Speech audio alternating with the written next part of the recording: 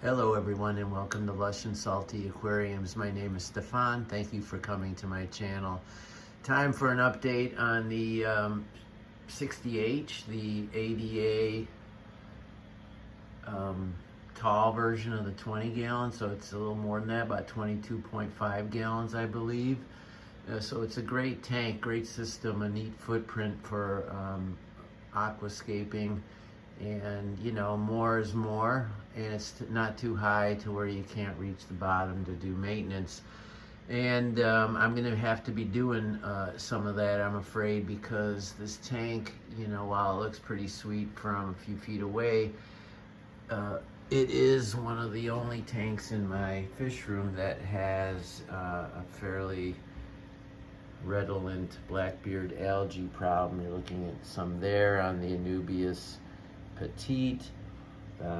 It's most definitely on that Vallicin area along the edges, which is where it is wont to propagate itself, especially if there's flow, which there is, because the lily pipe that I use for my canister filter is pushing a nice amount of water, and that flow is conducive to blackbeard algae. So you see it up here, right there. And honestly, I'm not sure what I'm going to do about it.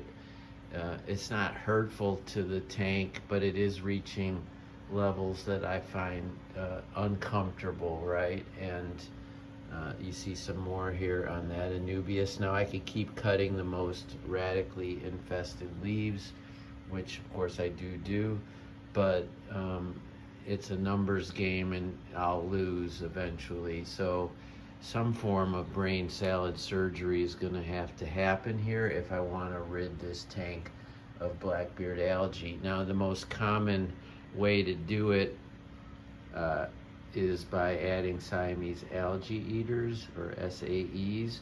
The problem with those fish is they just get very big fairly quickly, and that would be pushing it for this aquarium. And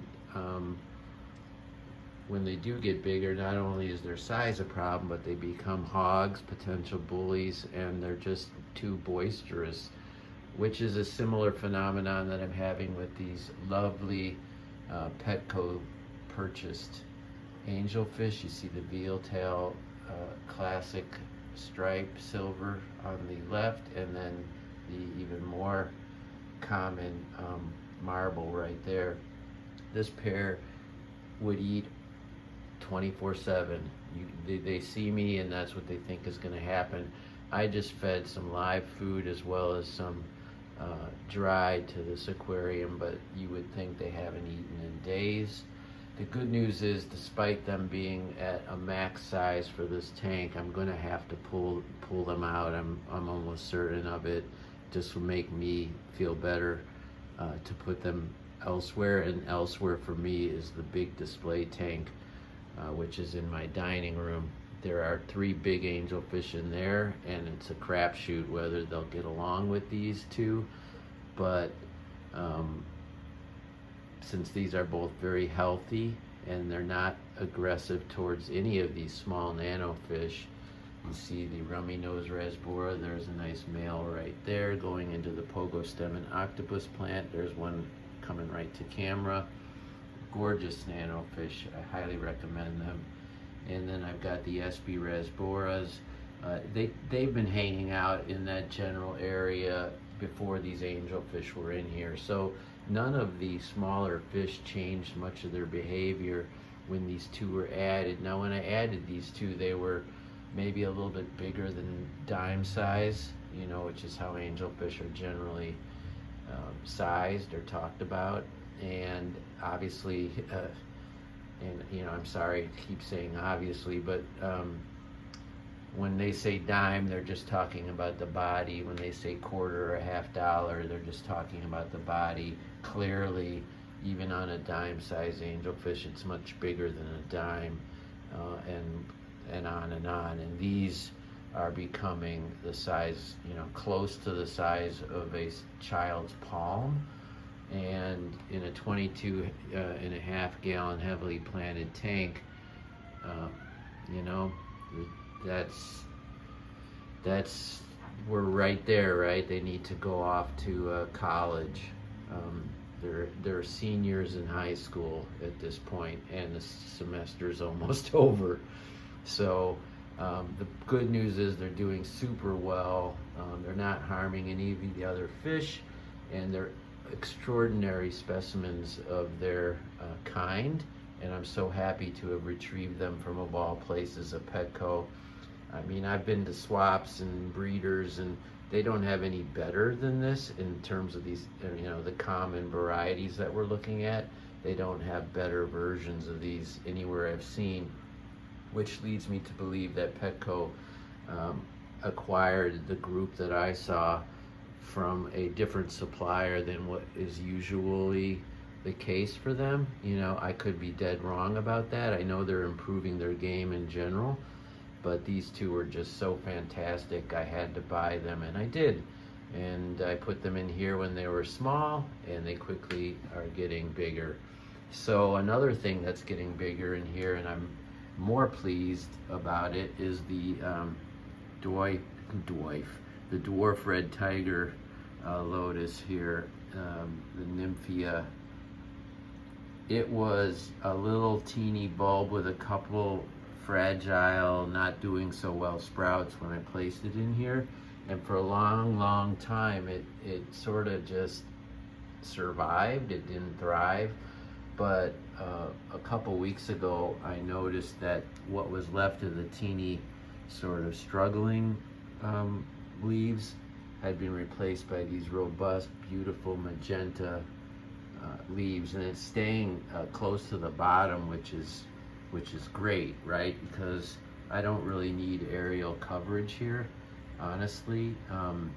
If I wanted that, I would just add more surface plants like the water lettuce or the Brazilian pennywort.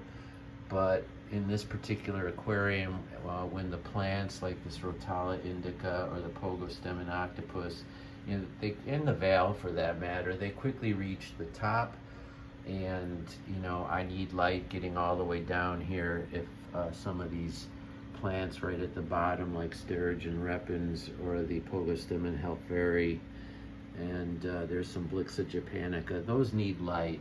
And so I can't have lily pads up at the top. I mean, I can, but it seems like Mother Nature is not throwing me that curveball anyway, so it's staying nice and tight to the bottom. I'll still have to trim because those leaves are pretty big. They're almost as big as these angelfish, and they will shade what's underneath them, and also maybe get bigger than the perspective of this aquarium allows. At least I want to try to keep things in balance, the organized chaos that I always talk about. It's been put in jeopardy more than any other tank because of the angelfish, the potential for this lotus to grow massive real quick, and the blackbeard algae, which is my the worst problem of those three. This Bacopa here, which was, I think, the Carolina, but when I bought it from the LFS, he told me it was a rarer white strain. He didn't charge me different than regular Bacopa, but he did tell me and show me in his tank how it has the potential to grow very, very white.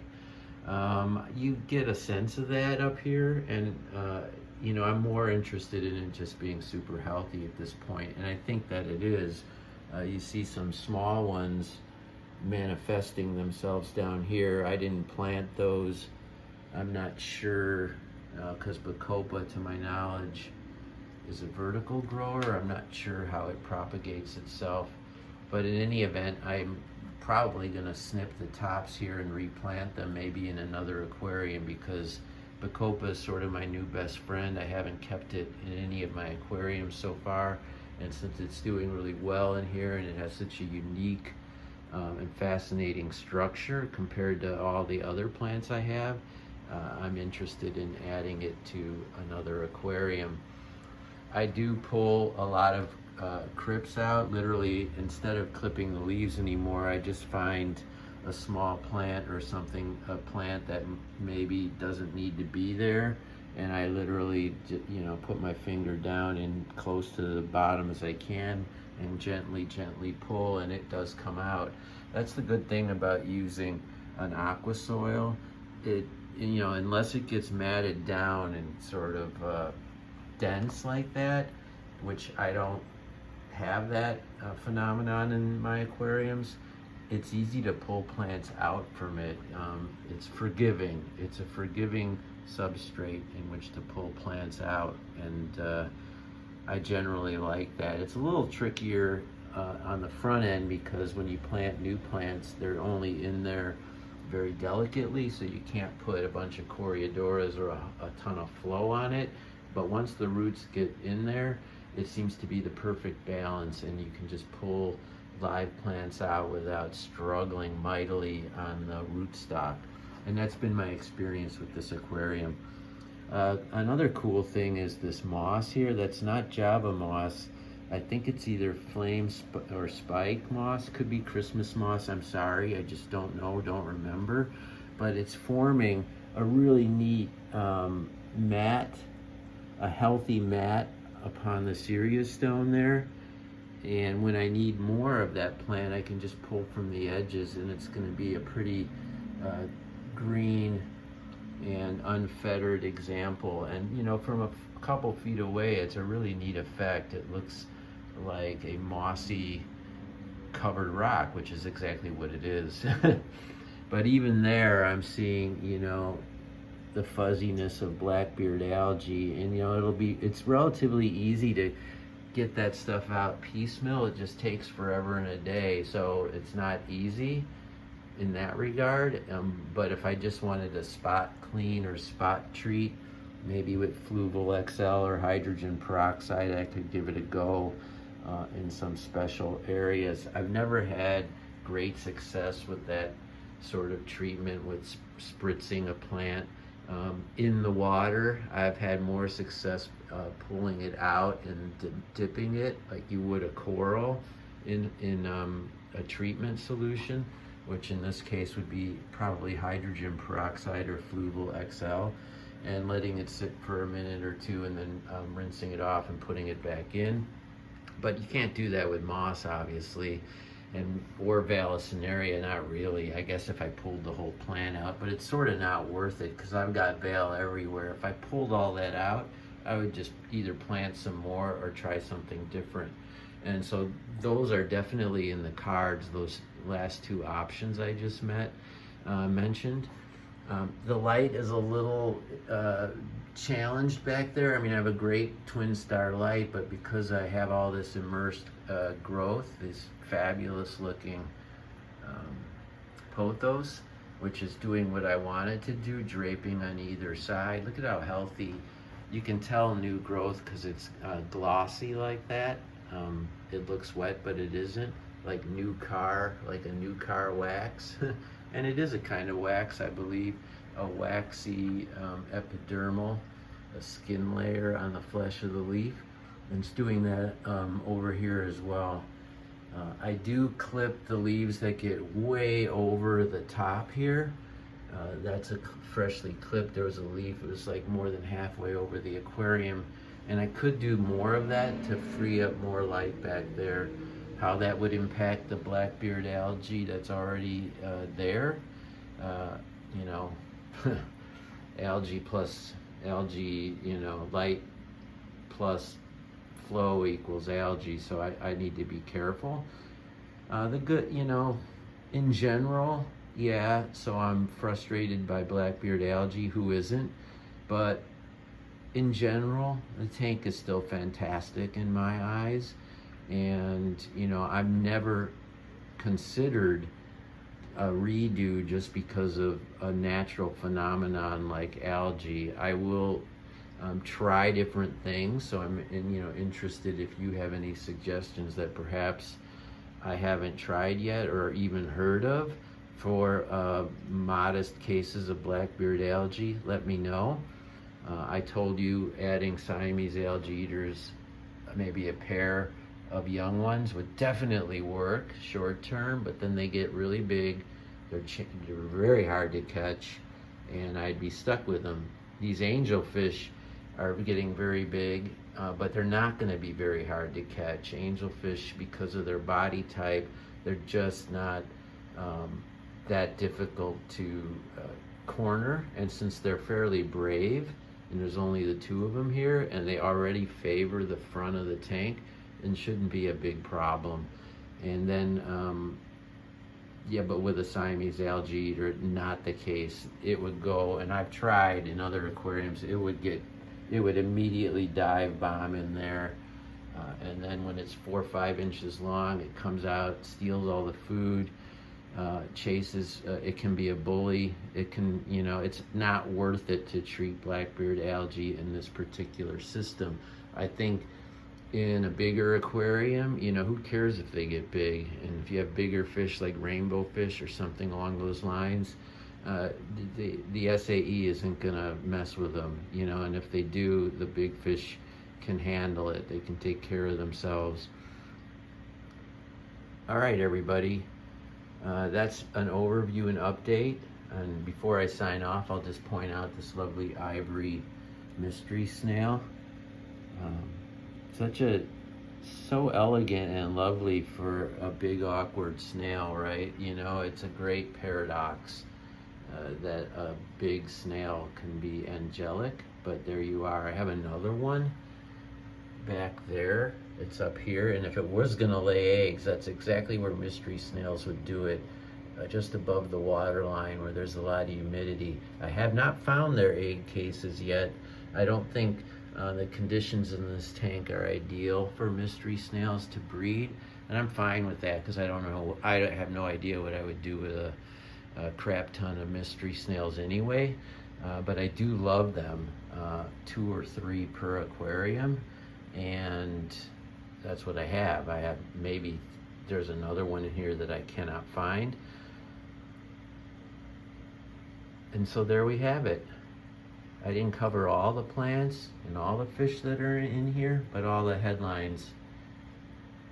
As always, folks, keep your hands in the tank, and ciao for now.